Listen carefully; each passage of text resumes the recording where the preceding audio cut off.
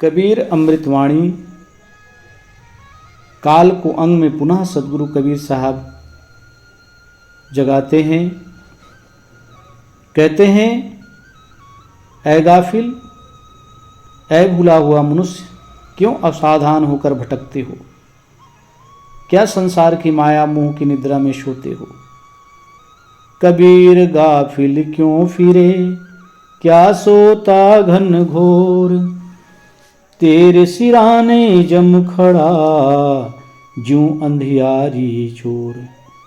हे मनुष्यों, क्यों असावधानी में भटकते हो? क्यों अज्ञान के अंधेरी में भटकते हो और मोह की घनघोर निद्रा में सोते हो? तेरे सिरहाने तो मृत्यु उसी प्रकार खड़ी है जैसे अंधियारी रात में चोर। सदगुरु कबीर साहब कहते हैं, जिस प्रकार से अंधियारी रात में चोर घर की चोरी कर ले जाता है, उसी प्रकार से तू असावधान होकर क्या माया मोह के घनघोर निद्रा में सोता है। तू अपने विवेक की नेत्र को खोल, जग तेरे सिराने ऊपर, तेरे सिर के ऊपर मौत खड़ी है। तुझे मौत ग्रसित कर लेगा, समय आने पर तुझे नष्ट कर देगा, इसलिए तू सावधान हो जा।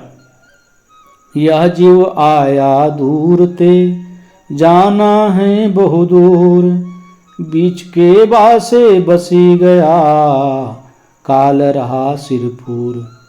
यह जीव न जाने किन किन योनि से भटक कर आया है। इस जीव का अनंत जन्म हो चुके हैं। यह जीव अनंत शरीर धारण कर चुका है।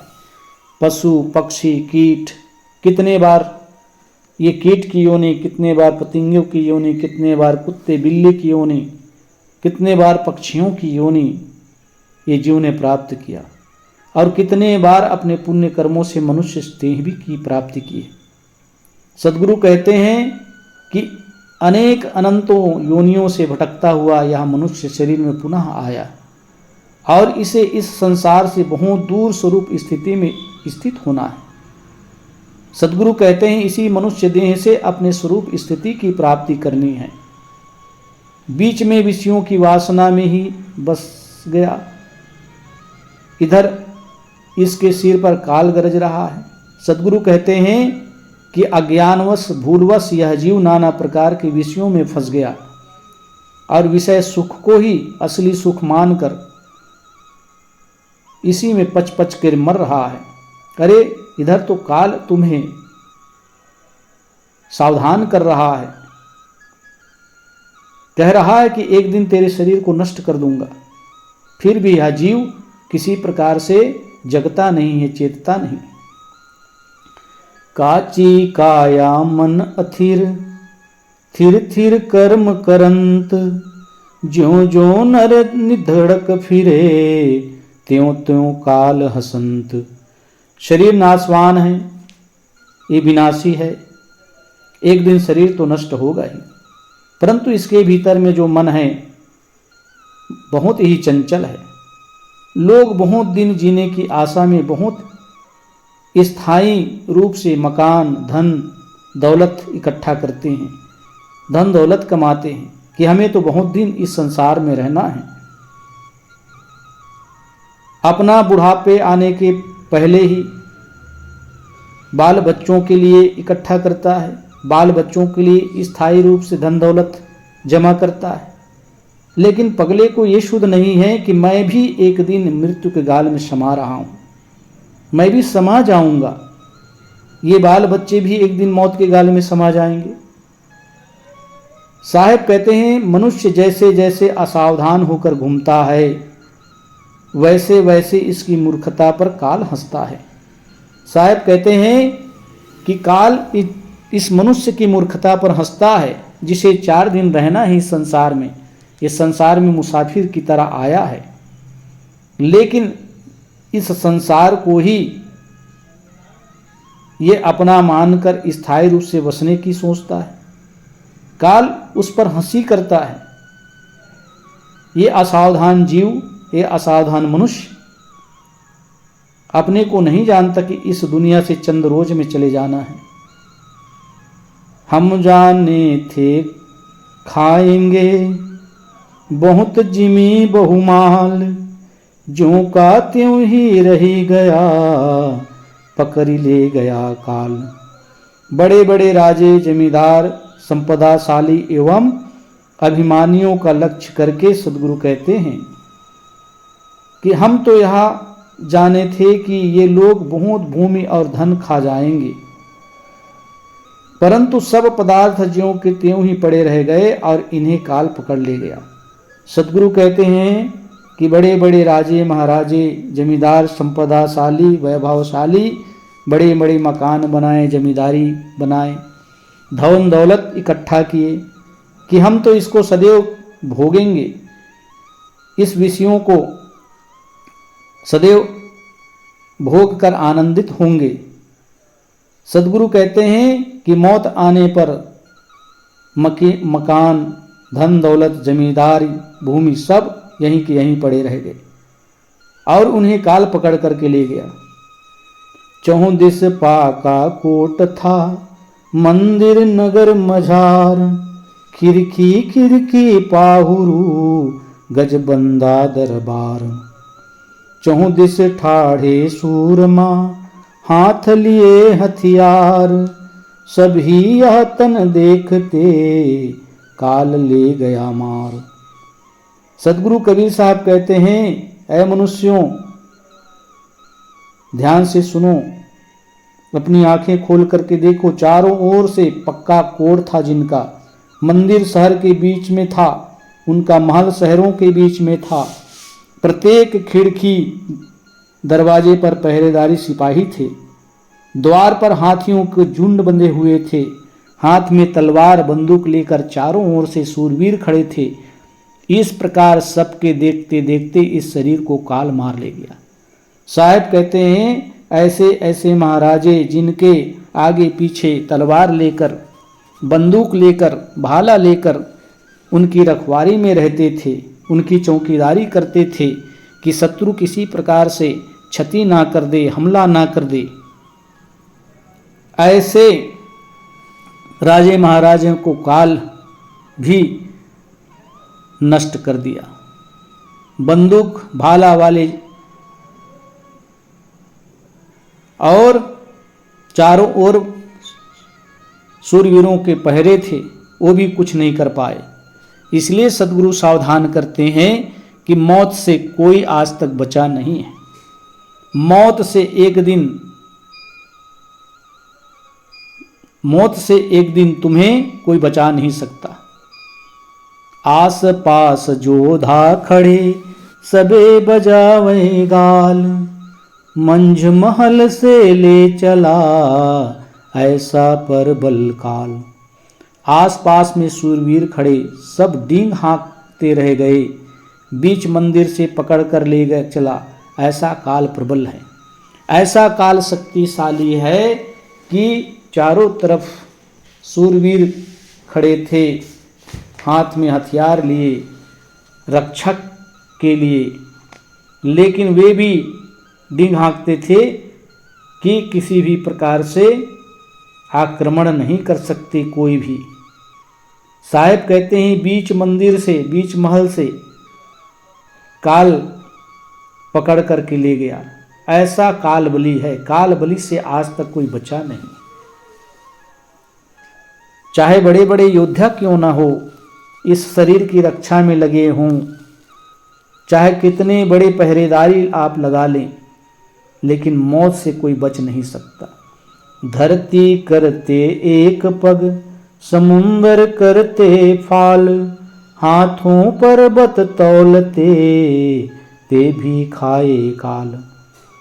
सदगुरु कहते हैं, पृथ्वी को एक पग में नाप लेने वाले वामन, समुद्र को कूद जाने वाले हनुमान जी, हाथ पर गोवर्धन पर्वत उठाने वाले कृष्ण को भी काल ने खा लिया। तुम किस खेत की मूली हो? क्या तुम्हारी मृत्यु नहीं होगी? क्या तुम्हें काल ग्रसित नहीं करेगा? साहब कहते हैं, पृथ्वी को एक पग में ही नापने वाले, लांघने वाले, समुद्र को कूद कर लांघने वाले हनुमान जी, पृथ्वी को एक पग में नापने वाले वामन, गोवर्धन पर्वत पर अपने एक अंगुली में उठाने वाले कृष्ण, ये सब काल के गाल में समा गए। काल ने इसे ग्रसित कर लिया, तो तुम्हारी क्या औकात है। इसलिए तू भी सजग हो जा, तू भी सावधान हो जा, तू भी इस दुनिया से एक दिन जाएगा। हाथों पर्वत फाड़ते समुंदर घूंट भराए, ते मुनिवर धरती गले का कोई गर्भ कराए। हिमालय पर्वत को हाथों से फाड़ डालने वाले रावण को महाबली कहा जाता था। वो हिमालय पर्वत को अपने हाथों से फाड़ दिया तथा सातों समुद्रों को एक ही घूंट में पी जाने वाले अगस्त मुनि इसी पृथ्वी में गलकर मिल गए। फिर कोई क्या अहंकार करता है। सद्गुरु कहते हैं कि यह तो कल्पित दृष्टांत है कि रावण इतने महाबली की पर्वत को दो भाग में फाड़ दिए, समुद्र को एक ही घूंट में अगस्त मुनि ने पी गए। ये सब एक काल्पनिक कथा है संसार के लोगों को समझाने के लिए। ये भी सब काल के गर्त में समा गए, ये भी सब पृथ्वी में गल गए। ताजी छूटा शहर ते कस्बे पड़ी पुकार, दरवाजा जड़ा ही रहा निकस गया असवार। जीव की सवारी प्राण रूपी ताजी घोड़ा शरीर रूपी शहर से छूटा और इंद्रिय रूपी बाजार में चिलगुल मच गया। आँख नाक कान आदि दरवाजे जड़े ही रह गए और सवार जीव निकल गया। सदगुरु कबीर साहब कहते हैं कि इस शरीर को भीतर में निवास करने वाला चेतन जीव इंद्रियों से इस संसार के विषय सुखों को भोगते थे, आँखों से देखते थे, नाक से सूंघते थे, कान से श्रवण करते थे। ये सभी दरवाजे देखते ही रह गए। ये सभी दरवाजे से जीव निकल गया। जब मौत आती है कहते हैं कि जीव नाक से, आँख से, कान से, इन दरवाज़ों से निकल जाता है। सद्गुरु कहते हैं यही बात कि इस शरीर के भीतर से आत्मा किसी न किसी रूप में चला जाएगा, किसी न किसी दरवाजे से निकल कर चला जाएगा। इसलिए तू अभिमान क्या करता है, तू गुमान क्या करता है। बेटा जाए क्या हुआ कहा बजावे थाल, आवन जावन होए रहा जो कीड़ी का नाल। सदगुरु कहते हैं तेरे घर में पुत्र उत्पन्न हुआ और तू क्या बड़ा अच्छा नंगाड़ा ढोल बजा रहा है, क्या तू प्रसन्न होता है। अरे जिस प्रकार से साहब कहते हैं ये तो चींटियों की पंक्ति के समान जीवों का आवागमन लगा रहता है। जिस प्रकार से अन्य जीव जन्म लेते हैं उसी प्रकार से तुम्हारे घर में एक पुत्र पैदा हुआ।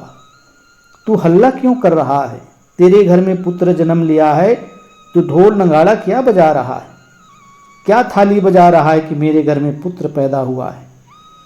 आना जाना तो ये संसार का नियम है।